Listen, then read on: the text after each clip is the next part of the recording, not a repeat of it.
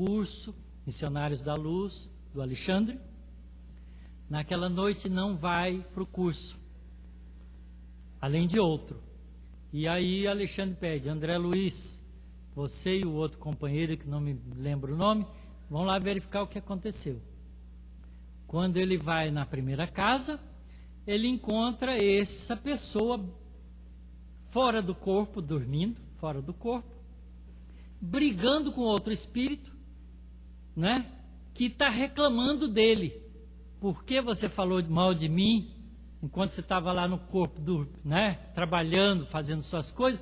Você fez um comentário desairoso para mim, prova que eu fiz isso. E estava lá tirando satisfação com ele. Falou mal da pessoa que já estava do outro lado da vida. Quando você fala de uma pessoa, você pensa nela. Quando você pensa nela, você manda, na linguagem de hoje, um torpedo para ele.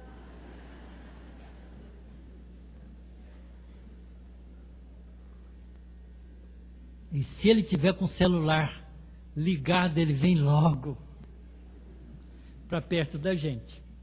Então é interessante, né, a gente saber disso. A gente não sabe qual é a razão que o primo do Sei estava lá, mas alguma coisa ele fez para atraí-lo para a casa dele, porque nem tinha muita relação com ele.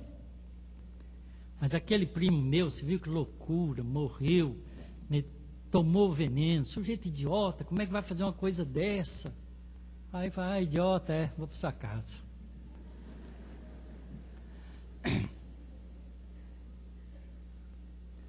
Essa entidade, o Adão, fora rapidamente auxiliado em uma casa espírita, em Pedro Leopoldo, por Chico Xavier.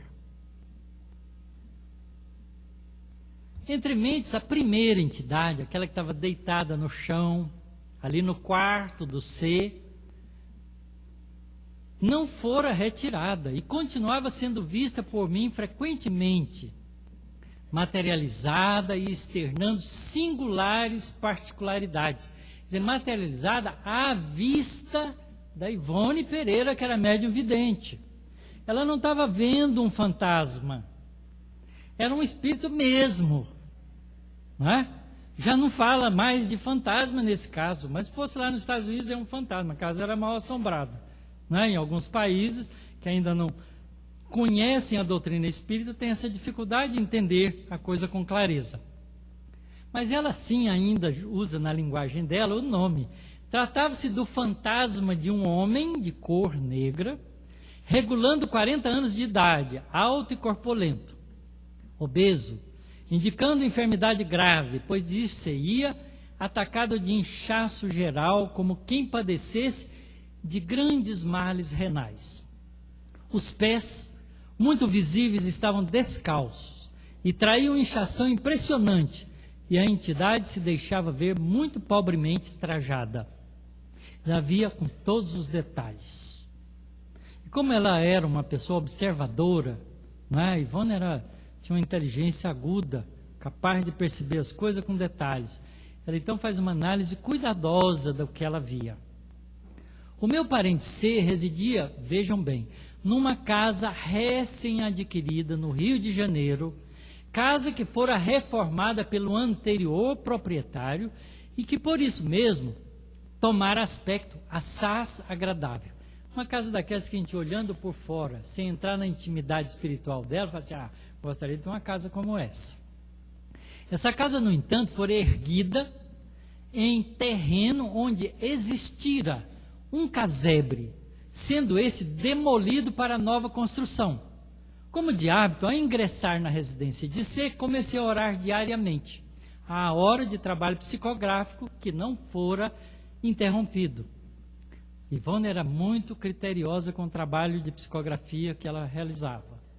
E nessas ocasiões, e ainda em outras mais, às vezes era, até inesperadamente, durante as lides domésticas, minha visão espiritual, ou o que quer que seja, talvez até mesmo a faculdade psicométrica do ambiente, surpreendia no local da casa um casebre, e em vez do jardim com as suas bonitas árvores e folhagens, e o piso de cerâmica e cimento, um pobre terreno em ruínas, com canteiros de hortaliças ressequidas e alguns poucos galináceos enfesados, além de utensílios imprestáveis esparsos por toda parte.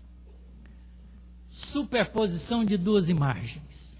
A material feita de átomos da tabela periódica, cimento, pedra, tijolo, e outra, que é o arremedo, entre aspas, do casebre que foi demolido antes. Que antes de ser demolido existia ali um casebre, com um quintal, com uma realidade que era ainda mantida na mente do indivíduo, espírito que estava ali. Até Galinácio, ciscando no quintal. E assim continuei orando, escrevendo mediunicamente. Eu recebia, então, os ditados psicográficos do romance Nas Voragens do Pecado, de Charles. Até que alguns dias depois, durante novo transe positivo de desdobramento em corpo astral, todo o panorama psíquico que se desenrolava no dito domicílio foi-me facultado pelo Espírito Charles, meu dedicado amigo espiritual. Esta entidade, Charles, incumbe-me sempre de tarefas difíceis, o orientador que a gente não queria ter, mesmo penosas, exigindo o máximo de minhas forças mediúnicas. Né? A gente fala para o mentor, a gente dá uma folga, meu, né? Você está exigindo muito de mim. Os livros por ela ditados, a minha psicografia, foram literalmente os mais trabalhosos, requerendo dedicação extrema, labor intenso, a fim de se aproximarem o mais possível do que ela própria concebera. E a gente faz um curso de Cohen, um curso de mediunidade, senta lá na mesa mediúnica e faz assim, agora vou receber o mentor. Porque ninguém quer receber espírita sofredor, né? É só mentor que é bom, dá status. Na ocasião, isto é, em 1958, incumbiu-me, portanto, de uma das tarefas mais difíceis que me foi dada a realizar, principalmente porque seria ação exercida em estado de transe mediúnico no plano espiritual e não no terreno. Ela fazia todo o trabalho do dia a dia, dormia, saía do corpo e ia trabalhar como médium, né? Tentarei descrevê-la o melhor possível, visto não ser isenta de interesse para aqueles que se inclinam aos estudos e observações transcendentes do Espiritismo. Uma vez transportado ao estado de espírito, semi-liberto, vi que desaparecera a casa atual, a casa do ser, desapareceu dos olhos dela, e em seu lugar via-se apenas um terreno com um casebre construído em adobes, coberto de telhas velhas, com janelas minúsculas, sem vidro e porta, muito toscas, e portas muito toscas, de tábuas grosseiras e chão de terra batida. Algumas plantações já arruinadas se deixavam ver, tais como couves, quiabos, gilós, etc. E sobrepondo-se a todas, pela quantidade, arbustos de ervilhas com estacas de taquara. Quer dizer, é bem uma casinha do interior, né? O Rio, ainda nessa época, tinha alguns lugares que eram assim, que foram transformados pelo progresso da cidade. Em Goiânia aconteceu muito disso. Compreendi que ali existira viçosa chácara de hortaliças, mas que a decadência adviera depois, por circunstâncias que no momento não me foi possível compreender. Depois ela entende mais tarde. 2 ou 3 galos de briga, tipo chinês, iam e vinham pelo terreno, ciscando e cacarejando. A gente pode perguntar aqui, meu Deus do céu, era o espírito do galo que estava lá. Porque o galo, quando morre, o princípio inteligente que anima o galo não tem para onde ir, ficou lá com aquele senhor. Não é bem assim. Algumas vezes acontece isso, outras vezes não, é criação do próprio espírito. Ele vê o que está na mente dele, constrói o que está na mente dele. Lixo amontoado a um canto e sinais suspeitos de fogo em círculo indicavam a esterqueira para o adubo às plantas e também que o habitante do casebre fora dado à prática de magia, de macumba, como vulgarmente é conhecida a dita prática no dialeto popular brasileiro.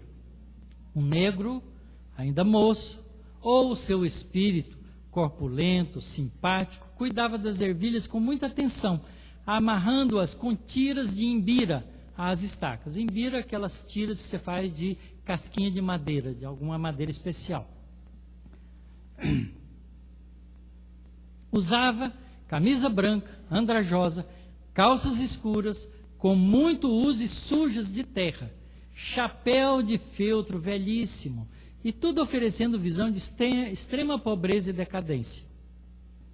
Pés descalços, inchados como que atacados de elefantíase, enquanto o corpo reluzia deformado pela inchação. Com a continuação do fenômeno nas noites subsequentes e com a orientação do espírito guia Charles, fui informada de que aquela entidade chamara-se Pedro. No nosso grupo, quando estudamos isso aqui, virou o Pedrinho. Ele é o Pedrinho. Pedro, quando encarnado, residira no casebre, que agora, desencarnada, continuava no mesmo local, fixando o pensamento no cenário passado e, por isso mesmo, construindo-o ao derredor de si para seu desfruto ou seu infortúnio. À força de tanto recordá-lo, imaginação, imaginação, imaginação, imaginação, criação. Sendo, portanto, esse o seu ambiente imediato, ou seja, tipo de criação mental sólida, idênticas analisadas pelo sábio professor Ernesto Bozano, diz ela, em seu interessante livro A Crise da Morte. Podem ler, que é muito bom. O cenário dava, pois, até a mim mesma, ela que estava observando, a ilusão da mais positiva realidade. Não era ilusão, era a mais positiva realidade. Quando nada mais era do que a criação mental inspirada nas recordações fortes do passado sobre a matéria quintessenciada ou força cósmica universal disseminada, como sabemos, por toda parte. Está aí o segredo do processo de construção. Não é só a mente que quer, de propósito, construir uma ambiência, mas aqueles que, por pensamento continuado, rememorando, repensando, vivenciando aquilo, cria aquele ambiente à sua volta. Então nós vivemos no ambiente que nós criamos. E os espíritos que entram em sintonia conosco percebem todos os detalhes do ambiente que criamos através da nossa mente. Então é uma realidade construtiva. Agora imaginem, da experiência coletiva de André Luiz, da experiência do Pedrinho sozinho, juntar um monte de Pedrinho com problemas semelhantes, o que eles criam? Umbral. É assim que se faz umbral. Como é que nós fazemos os nossos umbrais, as nossas favelas? As pessoas não constroem as favelas organizadas. Constroem com as suas angústias, com as suas dificuldades. Não é?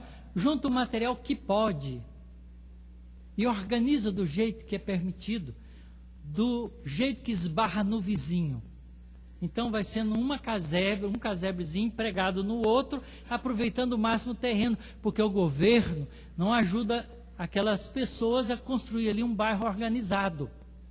Então é isso que a gente faz. Umbral é a favela do mundo espiritual, que os espíritos constroem com a sua mente, através das suas angústias, das suas dificuldades, das suas possibilidades.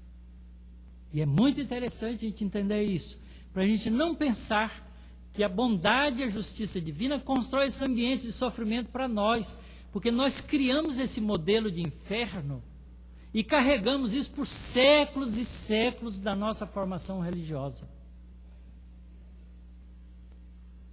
E Charles acrescentou: entrego-te esse pobre irmão para que o consoles dos seus infortúnios, instruindo-o nos princípios da renúncia aos bens terrenos. Olha a chavinha, a frase mágica, a chave da libertação. Instruindo-o nos princípios da renúncia aos bens terrenos, que ainda aprecia pela aquisição dos bens espirituais. Podes fazer isso.